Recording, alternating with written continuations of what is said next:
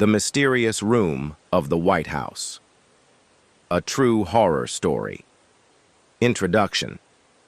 The White House has long been a symbol of power and prestige, its halls filled with secrets and whispers of history.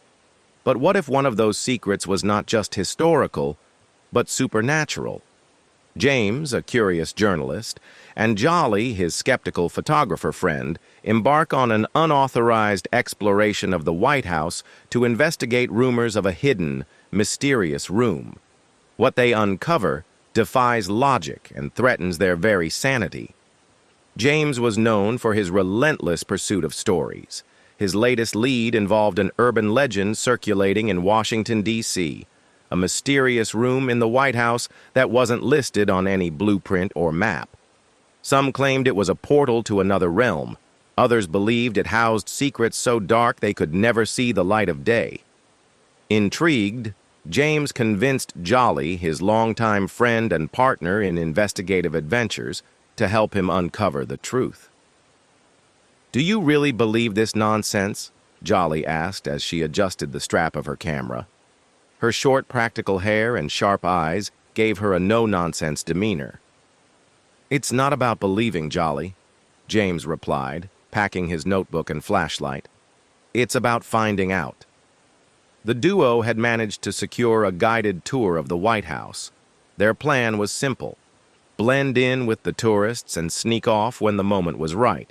They carried forged press passes, just in case they were caught.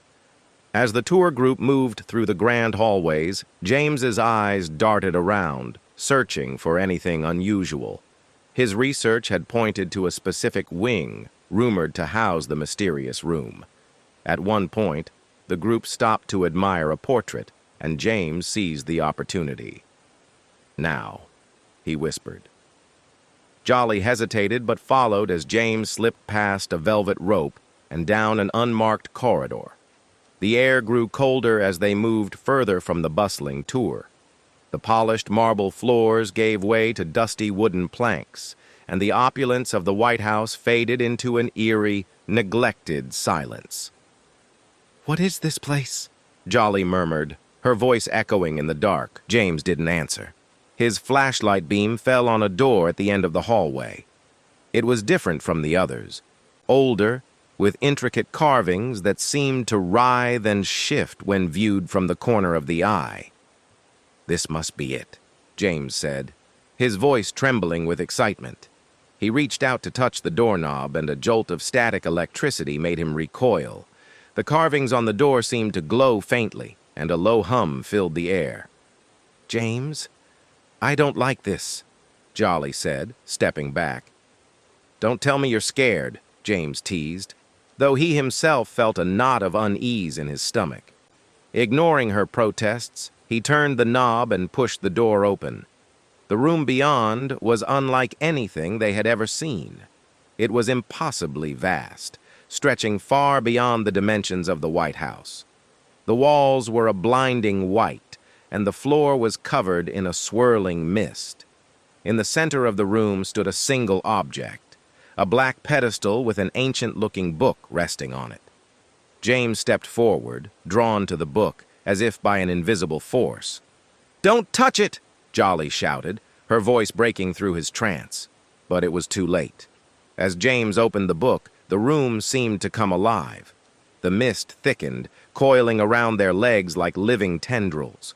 Whispering voices filled the air, speaking in a language neither of them understood. "What have you done?" Jolly screamed, snapping photos instinctively. The camera's flash illuminated horrifying shapes in the mist, shadowy figures with elongated limbs and hollow eyes. James tried to close the book, but it wouldn't budge. The whispers grew louder, turning into screams. The figures advanced, their movements jerky and unnatural. "We have to get out of here," Jolly shouted, grabbing James's arm. They ran back toward the door, but the room seemed to stretch endlessly. No matter how fast they moved, the exit remained out of reach. James tripped and fell, dropping the book. The mist surged around him, and he screamed as the shadowy figures descended upon him. "James!" Jolly cried, but she couldn't reach him. Summoning her courage, she grabbed the book and hurled it into the mist. The figures hesitated, their attention shifting to the object. In that moment, Jolly saw the door reappear. "Come on!" she yelled, pulling James to his feet. They bolted through the door and slammed it shut behind them. The hallway was silent again, as if nothing had happened, but both James and Jolly knew they had encountered something beyond comprehension.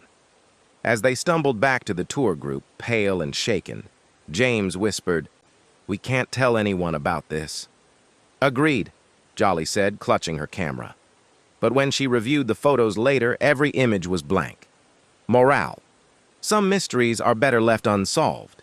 Curiosity can lead to discovery, but it can also lead to dangers we are not prepared to face. Respect the unknown, for it may not respect you in return. The Mysterious Haveli of Junagadh. A true horror story. Introduction. Nestled in the rugged terrains of Junagadh, an ancient village shrouded in mystery, stood a crumbling Haveli, mansion. The Haveli, surrounded by eerie silence and ominous whispers, had been abandoned for decades. Locals spoke in hushed tones of its cursed history, a tale of betrayal, greed, and a restless spirit seeking vengeance. No one dared to enter its premises, except for the occasional traveler unaware of its sinister reputation. The story arrival in Junagadh, Junaid, and Rabia, university students passionate about exploring local legends, heard about the mysterious Haveli of Junagadh during a research project. Intrigued, they decided to visit the village and document the legends. The villagers warned them sternly, advising against stepping foot into the Haveli, but their curiosity only grew. "Legends are just exaggerated tales," Junaid reasoned. "Let's uncover the truth." Reluctantly, Rabia agreed. The duo made their way to the Haveli, a towering structure with broken windows and vines creeping up its walls. The air felt unnaturally cold, and an oppressive silence enveloped the area. As they entered, the wooden doors creaked loudly, echoing through the empty halls. Dust and cobwebs adorned every corner. Suddenly they heard faint whispers, indistinct, yet chilling. Rabia froze. "Junaid, maybe we should leave," she whispered. Before Junaid could respond, a figure emerged from the shadows. It was Asiya, a young woman with piercing eyes and an air of sorrow about her. "What are you doing here?" she asked, her voice carrying an unsettling calm. Junaid and Rabia explained their purpose, but Asiya seemed unconvinced. "This place is not what it seems. Leave while you still can," she warned. Ignoring Asiya's warning, Junaid and Rabia continued their exploration. They discovered old journals, photographs, and letters hinting at the Haveli's dark history. A wealthy landlord, consumed by greed, had wronged his family and servants, leading to a massacre. Legend had it that the victims' spirits never left the Haveli. As the sun set, the atmosphere grew more sinister. Shadows moved unnaturally, and the whispers turned into anguished cries. Junaid tried to rationalize the occurrences, but Rabia was visibly shaken. Asiya appeared again, her expression grim. "You're waking them," she said cryptically. "Their anger will consume you." Night fell, and the Haveli transformed. Doors slammed shut on their own, and the walls seemed to pulse with life. Junaid and Rabia found themselves trapped. Desperate, they turned to Asiya for help, realizing she was their only hope. Asiya revealed her truth. She was a descendant of one of the victims, bound to the Haveli by a curse. "To escape, you must confront the spirit of the landlord and make him atone," she explained.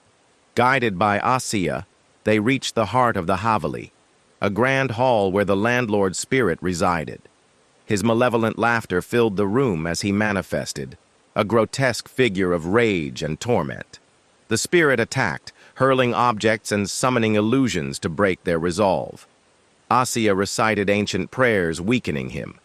Junaid, using his wit and courage, distracted the spirit while Rabia uncovered an old family artifact, an amulet believed to end the curse. With Asia's guidance, Rabia placed the amulet on the spirit. A blinding light filled the room as the landlord's cries echoed through the Haveli. The curse was lifted, and the spirits found peace. As dawn broke, the Haveli crumbled into ruins. Asia, now free from her bond, bid Junaid and Rabia farewell. "Thank you for giving us peace," she said, her form fading into the light. Junaid and Rabia returned to the village, their experience forever etched in their minds. They shared the true story of the Haveli, ensuring its lessons would not be forgotten. Moral of the story: curiosity can lead to great discoveries, but it also demands courage and responsibility. Respecting the past and confronting wrongs is essential for finding peace and resolution.